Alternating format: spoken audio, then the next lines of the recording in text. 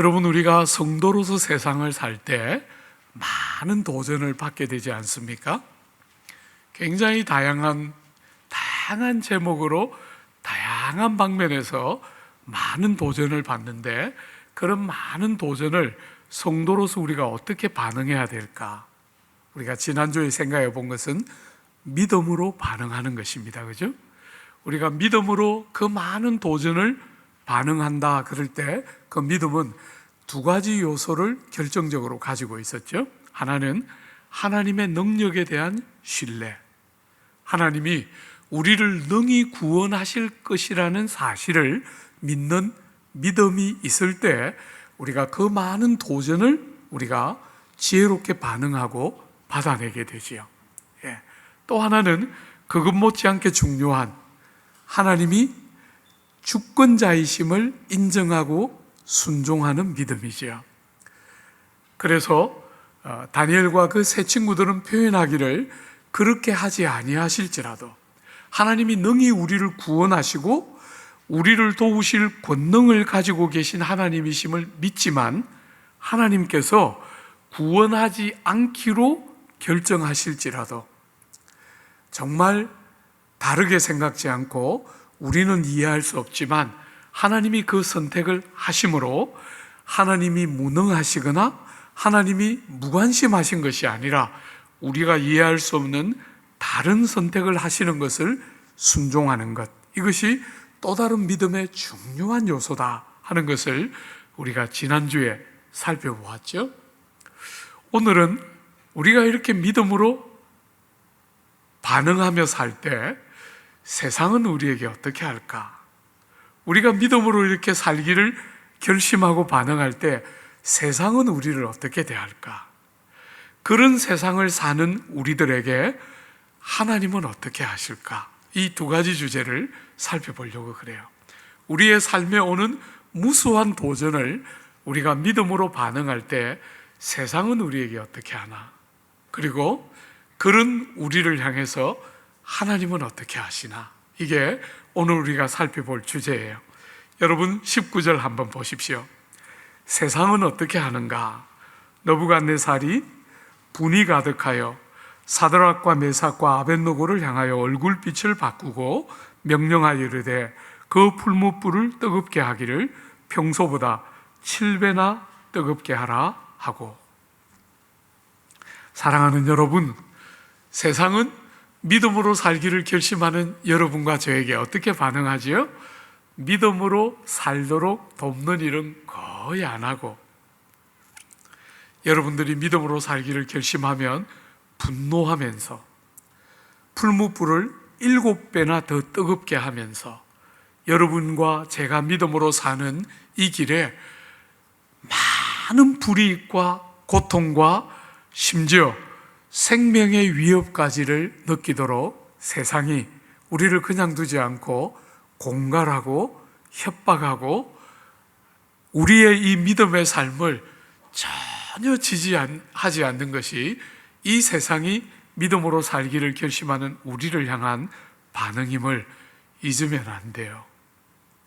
여러분, 이 시대는 상대적으로 미개한 시대였으니까 이렇게 반응하고, 우리가 사는 시대는 상대적으로 문명화된 시대니까 다르다.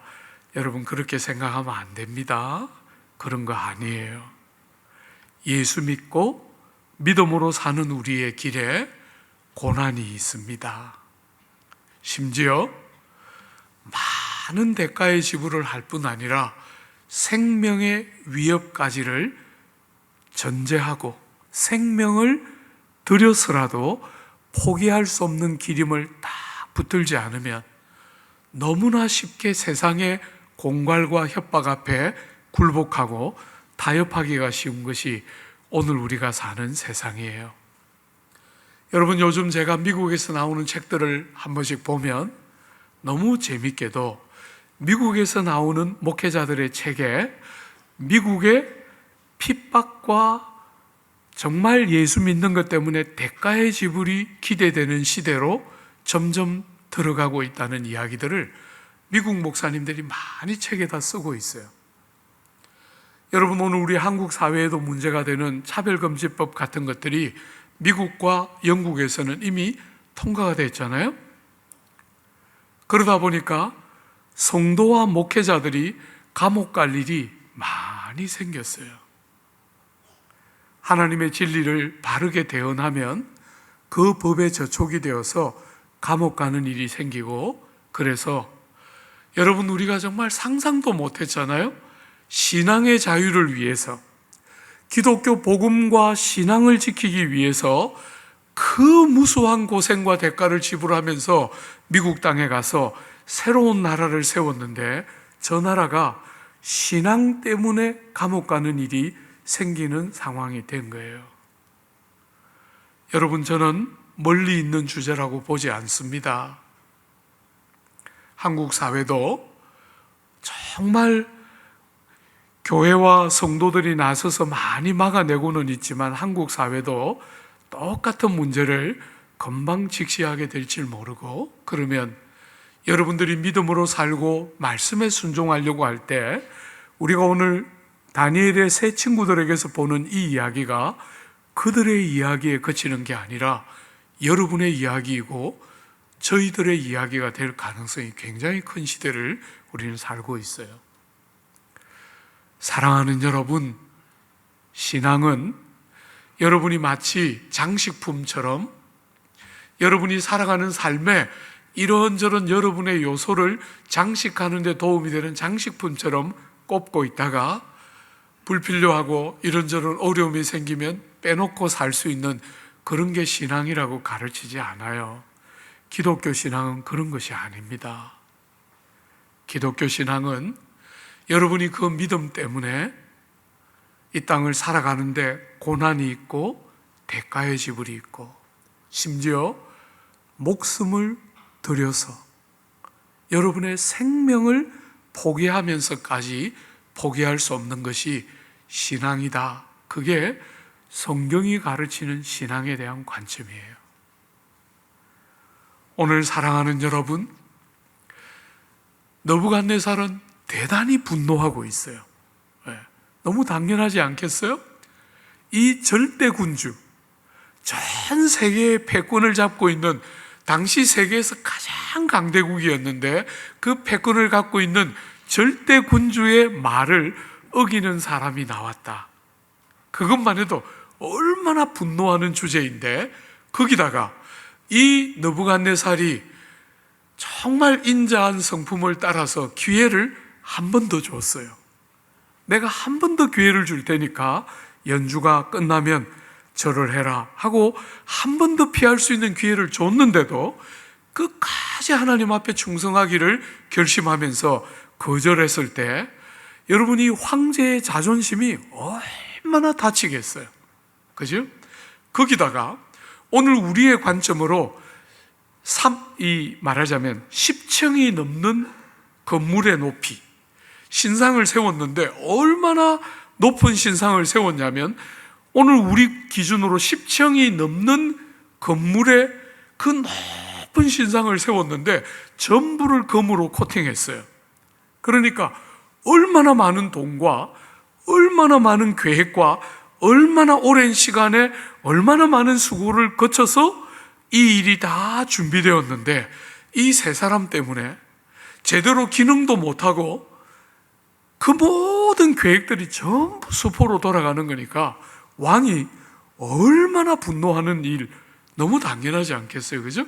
그래서 7배나 풀무불을 더 뜨겁게 해서 최고의 아픔으로 형벌을 주는, 절대 군주의 말을 어긴 것, 한 번 더 기회 줬는데 또 어긴 것, 거기다가 그렇게 많은 돈과 그렇게 많은 사람들이 고생했는데 그걸 전부 수포로 돌리는, 제대로 시작도 하기 전에 낙승식을 하고 있는데 거기서부터 벌써 어그러지는 거니까 이게 얼마나 큰 아픔이겠어요. 그죠? 그러니까 7배나 뜨거운 불에다가 이들을 던져넣겠다 하고 있는 거예요.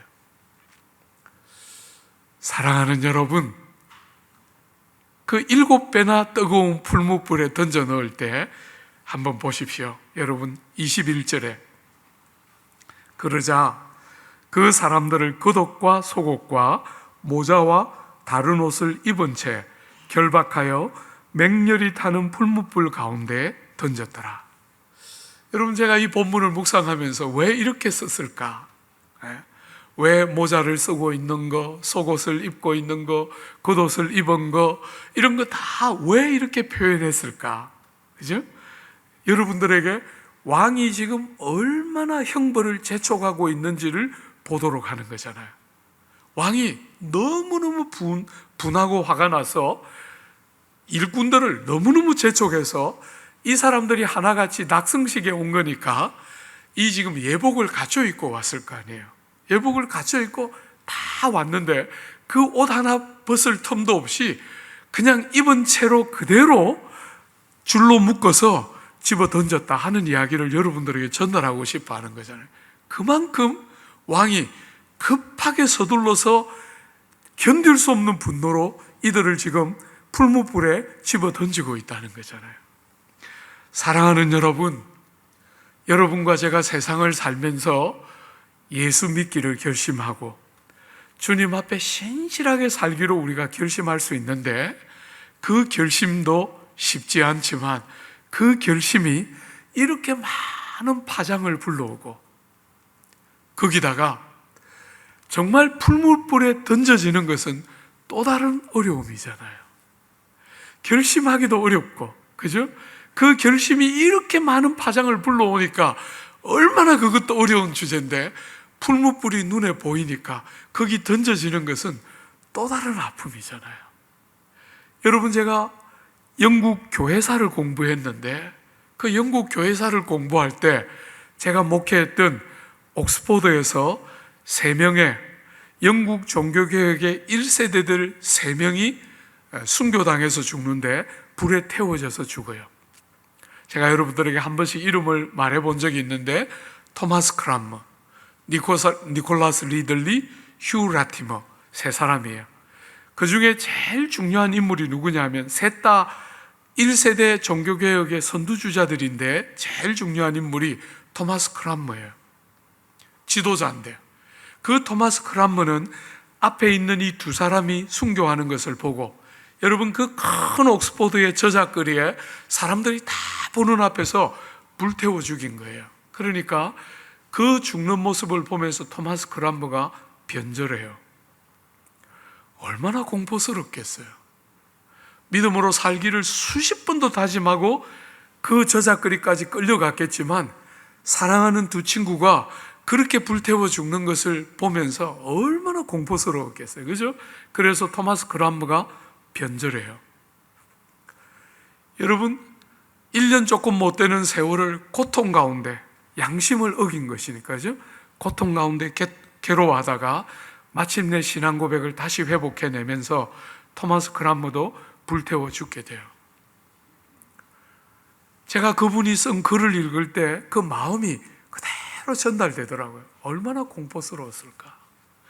믿음으로 살기를 결심하는 것도 쉬운 주제는 아니지만 불에 그렇게 태워 죽이는 것을 바로 보았을 때 그게 얼마나 공포스럽고 두려웠을까 하는 게 그분의 글에 그대로 마음이 전달이 되더라고요.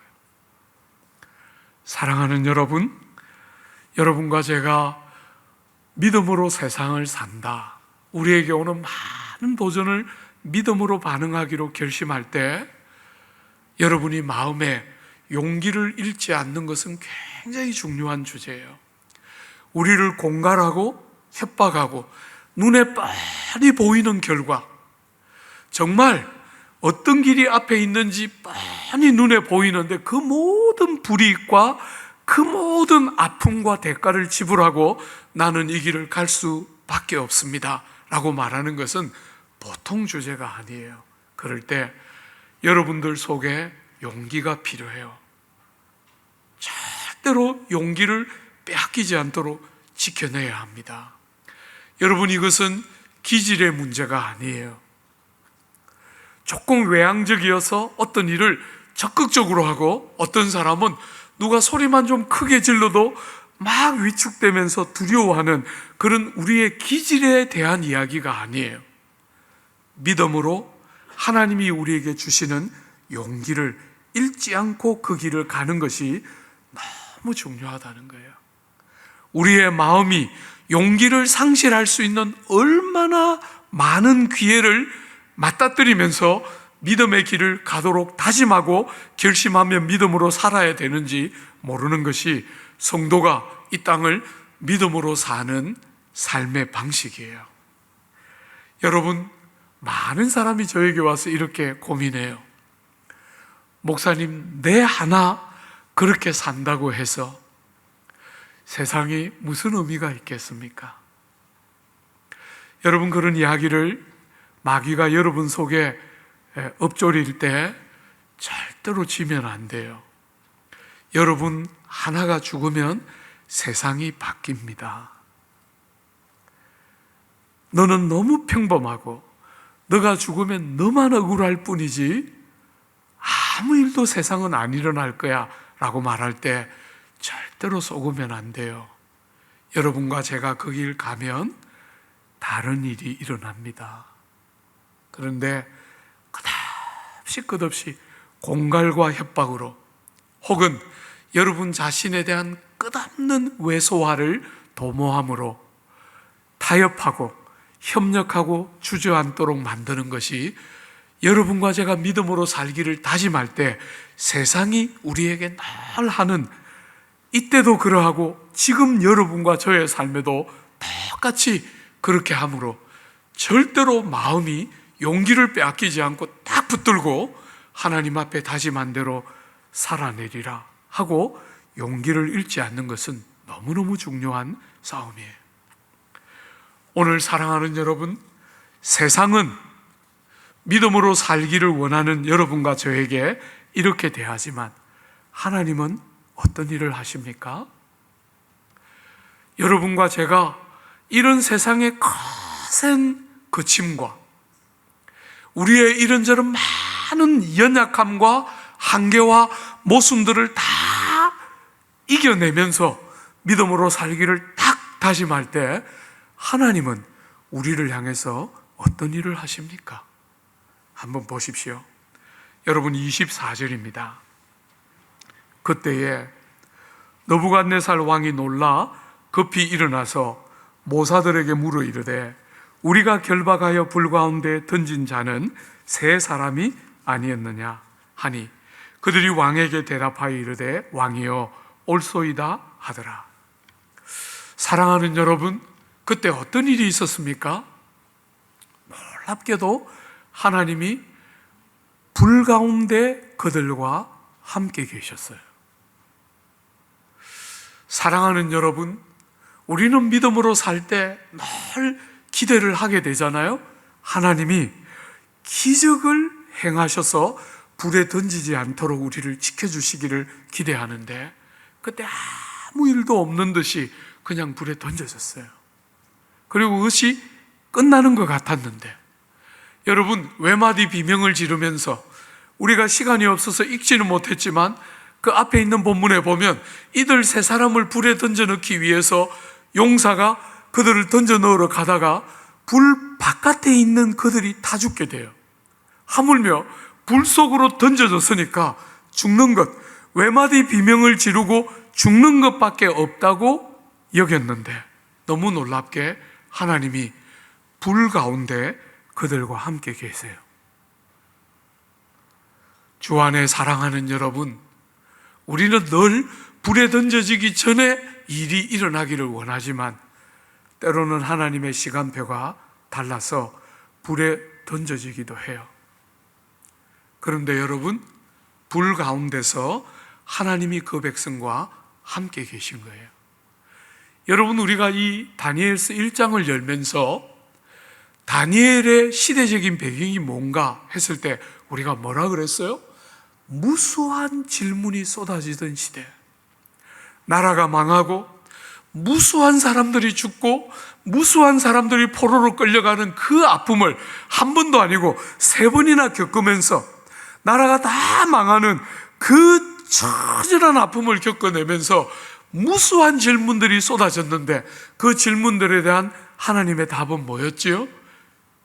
그곳에 그 백성과 함께 계시는 하나님이 도대체 뭐 하고 계셨습니까? 이 많은 질고와 아픔이 있을 때 하나님은 어디에 계셨습니까? 하는 질문들이 끝없이 그 백성들에게서 쏟아졌을 텐데 다니엘서는 뭐라고 말합니까? 그 백성이 고난받는 그곳에 하나님이 함께 하셨다. 이것이 다니엘서의 결론이에요. 백성들이, 하나님의 사람들이 믿음으로 살기로 결심하고 그 많은 대가의 지불과 그 많은 공갈과 협박들을 무릅쓰고 믿음으로 살았을 때, 풀무불에 던져지는 결과를 주셨을 때 하나님은 어디 계셨는가? 하나님은 그 백성과 함께 불 가운데 계셨어요. 그래서 어떤 일이 일어났습니까? 여러분 한번 보십시오. 27절에 총독과 지사와 행정관과 왕의 모사들이 모여 이 사람들을 본즉 불이 능히 그들의 몸을 해하지 못하였고 머리털도 그을리지 아니하였고 그도 빛도 변하지 아니하였고 불탄 냄새도 없었더라. 여러분들의 신체 가운데, 신체 전체가 다 그렇지만 뼈만 빼고는 다 불에 딱 닿으면 굉장히 급하게 영향을 받게 되고 그 중에 제일 급하게 영향을 받는 게 머리카락이에요. 그런데 머리카락 하나 거슬르지 않고 몸에 어디에도 탄 흔적이 없고 겉옷에 어디에도 불 붙은 흔적이 없고 심지어 불에 붙은 냄새도 하나도 없는 완전한 형태로 이들이 보호되는, 하나님이 그들과 함께 하시자 풀무불도 그들을 손대지 못하는 영광을 우리는 보게 돼요. 사랑하는 여러분,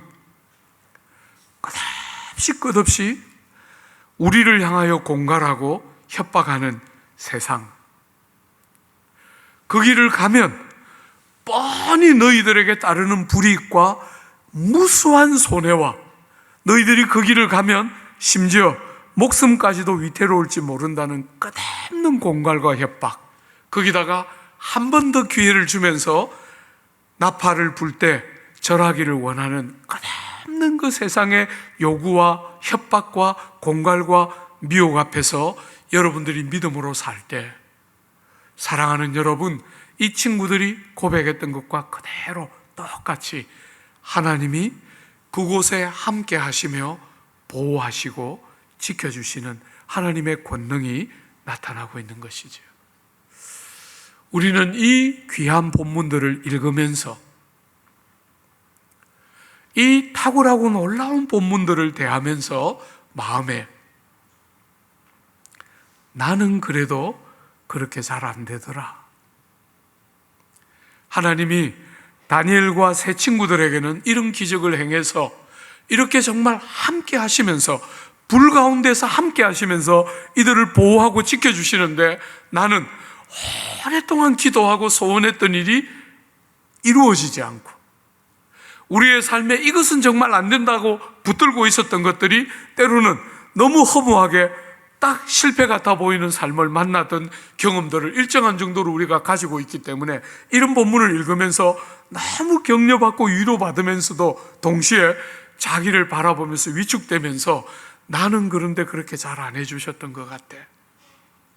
이런 아픔을 우리는 이 본문을 대할 때마다 있게 돼요. 목사님, 왜 저에게는 이런 기적이 일어나지 않는 걸까요? 이렇게 저에게 물을 때 저도 여러분들에게 왜 그런지 이런 이유 때문입니다. 여러분의 마음이 시원하도록 설명해 주는 일에 저도 자신이 없어요. 그런데 여러분, 이 위대한 사건을 다루고 있는 신약에서 이 위대한 다니엘의 세 친구들이 풀무불에서 건짐을 받는 이 사건을 암시하는 본문이 등장해요.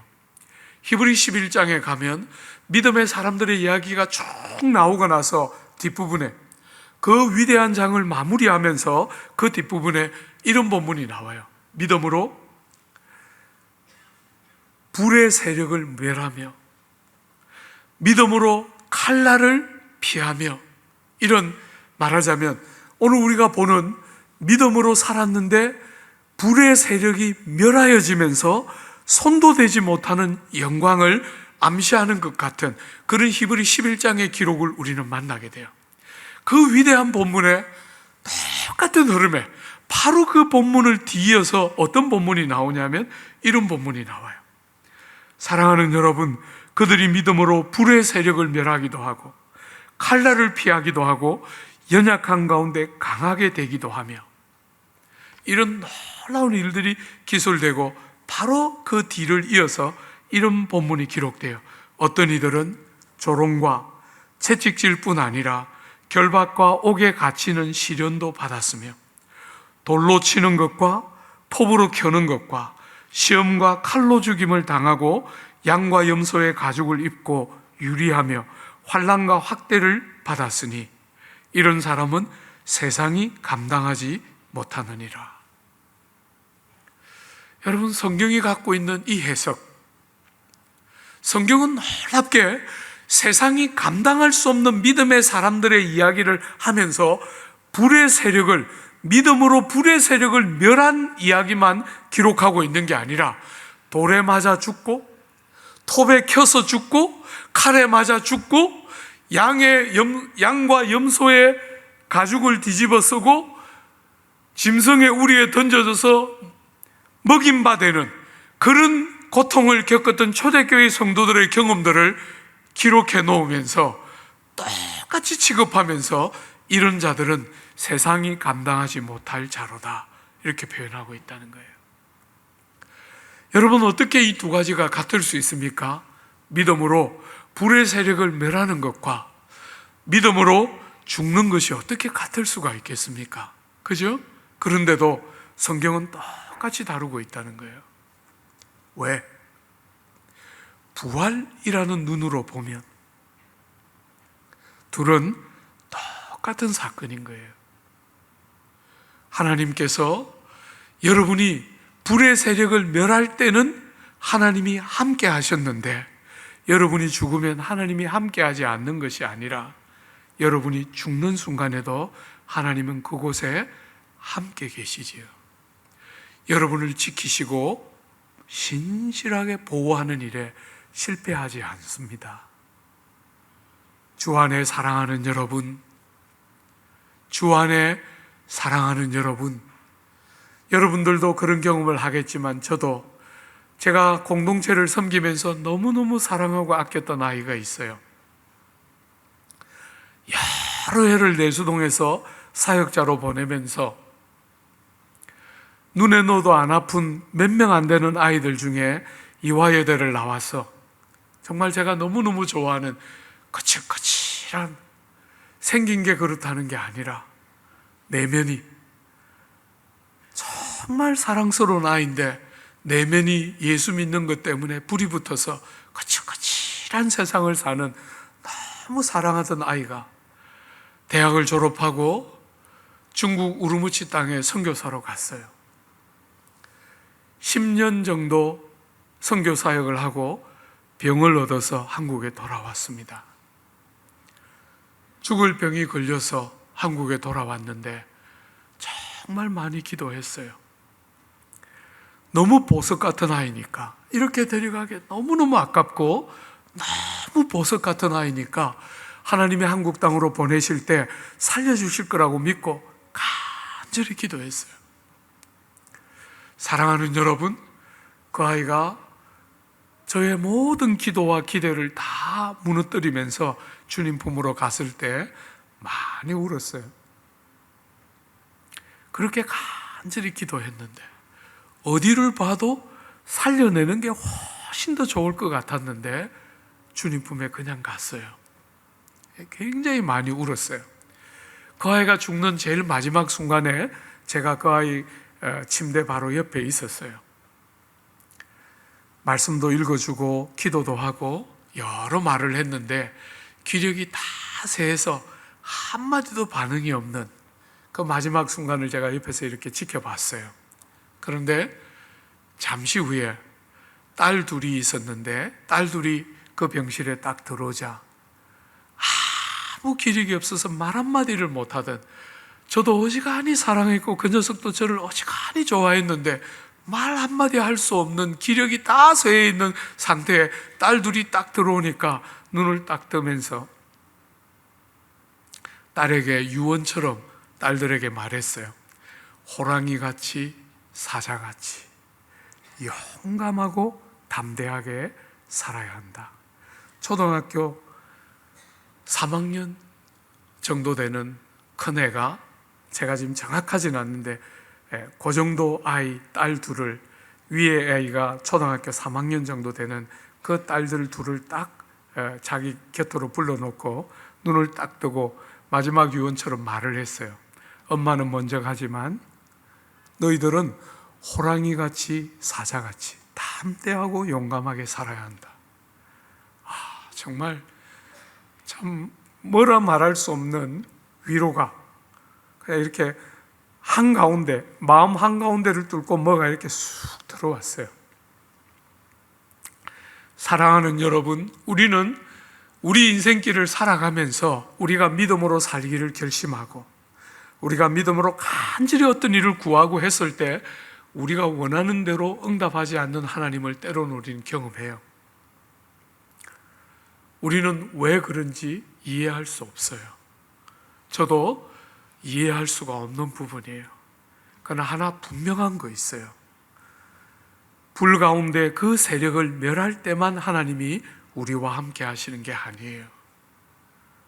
사랑하는 여러분, 여러분과 제가 하나님의 계획과 생각을 따라 남들의 기도와 달리 빨리 어떤 죽음의 길을 가거나 혹은 우리가 오랫동안 기도해왔던 일들이 이루어지지 않는 일을 당해도 하나님은 변함없이 여러분과 저와 함께 하시고 우리를 그 모든 구원의 능력으로 보호해서 구원하시고 절대로 여러분들을 내버려 두시는 법이 없는 하나님이세요.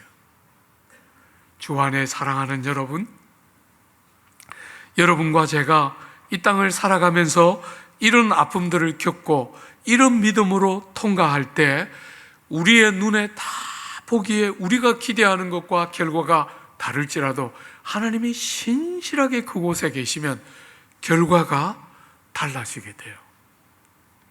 여러분, 어떤 결과가 옵니까? 한번 보십시오. 28절에 느부갓네살이 말하여 이르되 사드락과 메삭과 아벳느고의 하나님을 찬송할지로다. 그가 그의 천사를 보내사 자기를 의뢰하고 그들의 몸을 바쳐 왕의 명령을 거역하고 그 하나님 밖에는 다른 신을 섬기지 아니하며 그에게 절하지 아니한 종들을 구원하셨도다. 그러므로 내가 이제 조서를 내리노니 각 백성과 각 나라와 각 언어를 말하는 자가 모두 사드락과 메삭과 아벳느고의 하나님께 경솔히 말하거든 그 몸을 쪼개고 그 집을 거름토로 삼을지니. 왜요? 왜냐하면 이같이 사람을 구원할 다른 신이 없기 때문이라. 여러분, 이방인이 자기의 권세와 힘을 가지고 하나님께 충성하겠다는 백성을 심판해서 풀무불에 던졌던 그 장본인이 사드락과 메삭과 아벳느고의 하나님을 찬송할지라. 왜냐하면 이같이 자기 백성을 구원할 자가 없음이라. 이렇게 지금 불가능한 이야기가 이방인의 입에서 쏟아져 나오고 있어요. 전혀 상상도 못한, 신상 앞에 절하지 않으면 풀무불에 던져 죽이겠다고 말하고 실제로 풀무불에 던졌던 사람이 오히려 여호와 하나님의 이름을 만홀히 여기거나 경솔히 대하면 사람의 몸을 찍어서 쪼갤 것이고 그 집을 다 거름더미로 만들 것이라는 전혀 상상할 수 없는 이야기를 누가 대적이 하게 만드는 길은 믿음으로 사는 성도들의 삶에 주시는 하나님의 특별한 축복이에요. 대적인데 가장 공고하게 만들고 어려움을 가져왔던 사람인데 하나님이 믿음으로 사는 백성들을 축복하실 때 원수가 그 발 아래 무릎 꿇도록 만드는 변화의 역사를 일으켜주는 생각하지 못한 결과들을 우리에게 주시면서 믿음으로 사는 우리의 삶을 영화롭게 하는 것을 보게 돼요. 사랑하는 여러분, 우리가 다음 주부터 2주에 걸쳐서 4장을 볼 때 느부갓네살은 믿었을까? 여러분이 그 문제의식을 갖고 4장을 한번 읽어보십시오. 느부갓네살은 끄덕끄덕 여호와의 신실한 종들을 통해서 거듭되는 도전을 받고 느부갓네살은 회심하고 주님을 제대로 만났을까? 한번 그런 문제의식을 갖고 4장을 한번 읽어보십시오. 우리가 4장은 느부갓네살이라는 한 인물을 하나님이 다루어 내시는 그 독특한 장인데, 여러분 한번 그런 문제의식을 갖고 한번 보십시오. 3장까지 느부갓네살은 믿었을까? 여러분 2장에서 다니엘이 꿈과 해석을 마쳤을 때 너무너무 놀라워하지 않습니까? 너희의 신이 참 신이고 하늘 아래 땅 위에 이런 신은 없다, 이렇게 말했어요. 오늘 본문에 또 똑같은 말을 했어요. 이렇게 그 백성을 이렇게 구원할 신은 세상에 아무도 없다 하는 고백들을 쏟아냈어요. 이 느부갓네살은 주님을 믿었을까? 3장까지 해서 3장까지만 놓고 볼 때 느부갓네살은 주님을 믿은 것 같지 않아요. 왜요? 중요한 두 가지 결핍이 보여요. 여러분, 이 놀라운 기적을 경험하고 이 놀라운 하나님의 역사를 경험하면서 너무나 놀라워하고 너무나 놀라운 고백들을 쏟아내고 있지만, 그는 여전히 그에게 하나님은 어떤 분이에요? 사드락과 메삭과 아벳느고의 하나님이에요. 여러분, 2장에서도 다니엘이 그 놀라운 일을 했을 때 그의 고백은 뭐였죠? 그의 고백은 여전히 너의 하나님, 내 하나님이에요. 그죠? 믿음의 요소에 아주 중요한 결정적인 것 중에 하나가 뭐지요? 나의 하나님. 나의 하나님이어야 해요. 너의 하나님 가지고는 안 돼요. 아무리 놀라운 기적이 일어나고 아무리 놀라운 역사를 경험해서 이렇게 놀라운 고백들을 쏟아내어도 그게 믿음이 아닙니다. 기독교의 믿음은 반드시 나 개인의 하나님이어야 해요. 나의 하나님. 그죠? 또 하나, 오늘 이렇게 놀라운 고백들을 쏟아내지만 지금 느부갓네살에게 있는 결정적인 약점 중에 하나, 그의 고백들 중에 뭐가 하나 지금 모자라고 있어요? 사랑하는 여러분, 그는 놀라운 고백들을 쏟아내지만 그가 성도다 이렇게 말할 수 없는 것은, 제가 볼 때 이 모든 고백들은 여전히 그의 관심이 제국과 자기의 왕됨을 어떻게든 지켜내고 싶어하는, 여전히 하나님의 놀라움을 경험하지만 하나님께 해코지를 당하지 않기 위해서 하나님을 그렇게 놀랍게 평가를 하고 높이고는 있지만 그 하나님을 만났기 때문에 사드락과 메삭과 아벳느고처럼 어떤 대가를 지불하더라도 하나님의 백성이 되려고 하는, 그래서 정말 하나님을 인격적으로 맞아들이는 그런 고백들은 여전히 결핍되어 있어요. 그의 유일한 관심은 이 놀라운 신인 그분에게 해코지 당하지 않도록 자기의 왕권을 보호하고 자기의 제국을 보호하기 위해서 하나님에게 아첨하는 것이죠. 힘이 센, 생각도 못했던 어떤 신을 경험하고 그 신에게 해코지를 당하거나 어려움 당하지 않도록 자기의 왕권과 자기의 제국을 보호하는 것이 목적이지, 하나님을 하나님으로 섬기는 데 관심이 있는 게 아니에요. 사랑하는 여러분, 주인이 안 바뀌면 그건 기독교적인 신앙이 아니에요. 기독교적인 신앙의 핵심은 주인이 바뀌는 거예요. 여러분이 주인된 삶을 살다가 하나님이 주인인 삶을 사는 것이, 그게 정말 기독교 신앙의 핵심이고 나의 하나님, 나의 구주라고 부르는 것이 핵심인 거예요, 기독교 신앙은. 근데 느부갓네살은 적어도 3장까지는 전혀 그런 신앙 고백이 없어요. 오늘 사랑하는 여러분, 이것이 능력과 기적을 보고 믿는 사람들의 한계예요. 조국 교회, 많은 사람들이 능력을 보고 기적을 보고 이런저런 하나님의 사심을 다양한 루트에서 느끼면서 하나님을 믿는다고 고백은 하지만 결정적인 순간에 나의 하나님이 아니에요. 결정적인 순간에 그분이 나의 삶의 주인이 아닙니다. 조국 교회의 문제는 절대로 딴 데 있는 게 아니에요. 교회를 다니는 것을 다 성도인 것처럼 여기는데 문제가 있는 거예요. 교회를 다니는 것은 너무 중요한 거지만 여러분이 교회를 다니면서 성경이 가르치는 이 고백이 분명한지를 봐야 해요. 너무나 많은 사람들이 믿음은 장식품 같이 갖고 다니다가 불필요하면 떼요. 너무나 많은 사람들이 신앙생활을 한다고 말은 하는데도 언제든지 우선순위가 밀려요.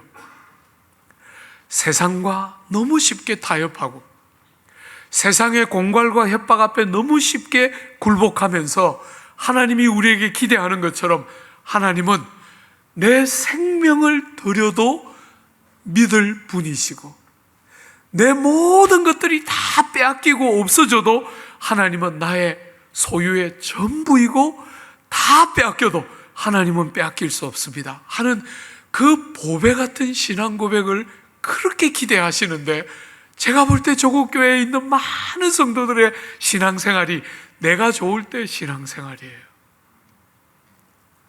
그래서 결정적인 순간에 너무 변질하고 너무 쉽게 바뀌고 나를 위한 신앙일 뿐이에요. 정말 하나님을 위해서 어떤 대가의 지불도 주저하지 않고 그 하나님의 구원의 능력을 신뢰하면서 대가의 지불을 주저하지 않고 정말 그렇게 살 때 오늘 여러분이 보는 것처럼 모두가 사는 거예요. 그죠? 다니엘과 그 친구들도 살고 왕이 믿었는가? 4장에서 우리가 다시 한번 보겠지만 뭐라 말할 자신이 저는 없어요. 어쩌면 우리가 천국 갔을 때 너무 뜻밖의 느부갓네살을 만날지도 모르겠어요. 저는 자신이 없어요. 뭐라고? 근데 어쨌거나 4장에 가면 3장까지와 약간 다른 느부갓네살을 우리는 보게 돼요. 주 안에 사랑하는 여러분, 만약에 다니엘과 새 친구들이 믿음으로 살지 않고 굴복했으면 불 가운데서까지 신실하게 함께 하시는 하나님을 경험하는 것은 불가능했을 거예요. 이방인들이 마음에 다른 생각을 품게 하는 것은 불가능했을 거예요. 그죠? 그리고 생명을 부지하고 고위공직자가 혹 됐을지는 모르겠지만 그 심령의 고통이 얼마나 컸겠어요. 신앙이 삶과 겉돌게 되는 아픔들을 겪었을 거예요.